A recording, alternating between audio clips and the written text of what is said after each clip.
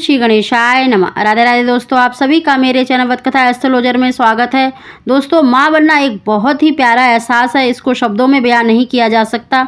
दोस्तों, प्रेग्नेंट महिला को घर का हर सदस्य हमेशा कुछ ना कुछ राय देता रहता है। प्रेगनेंसी के दौरान गर्भवती महिला को क्या करना चाहिए, क्या नहीं करना चाहिए, और गर्भवती महिला और शिशु के लिए क्या सही है और क्या नहीं।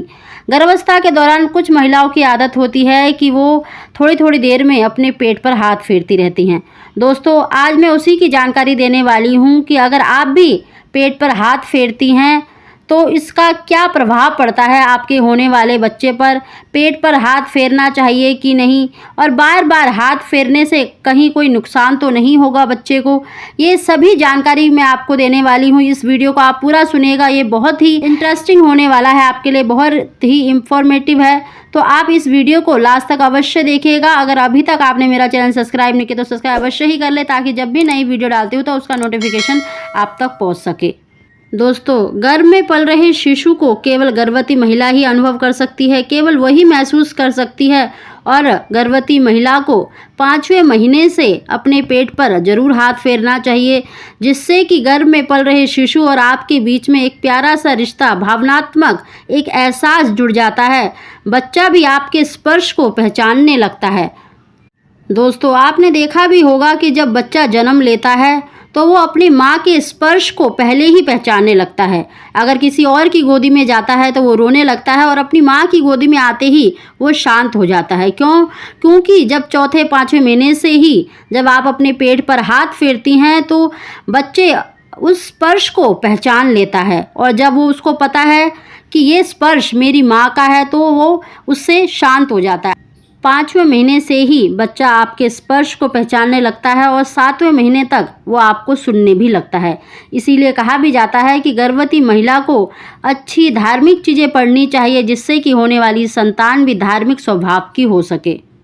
आपने सुना भी होगा, आपके बड़े बुजुर्ग भी कहते होंगे कि जैसा माँ खाती है, जैसा माँ सुनती है, जैसा माँ करती है, ऐसे ही गुण और ऐसे ही न्यूट्रिशन बच्चे को पहुँचते हैं।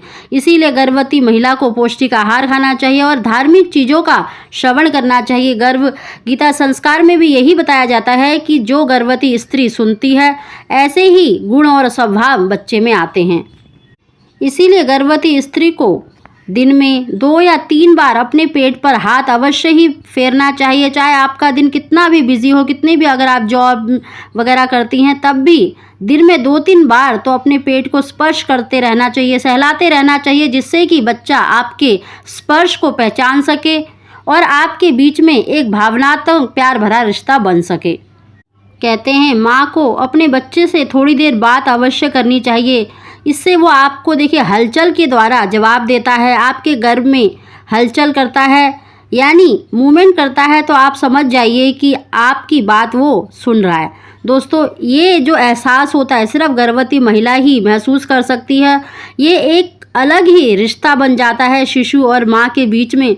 इसीलिए 7वें महीने से अच्छी अच्छी बातें, अच्छी अच्छी कहानियाँ, अच्छी अच्छी चीज़ें पढ़नी चाहिए और सुननी चाहिए, जिससे कि बच्चे में भी वैसे ही गुण, वैसे ही चीज़ों का स्वभाव स्वतः ही आ जाते हैं। दोस्तों, गर्भवती महिला को 2-3 बार अपने पेट पर ज़रूर हाथ फेरना चाहिए, सहलाते रहना चाहिए, जिससे कि वो आपके स्पर्श को महसूस करने लगे।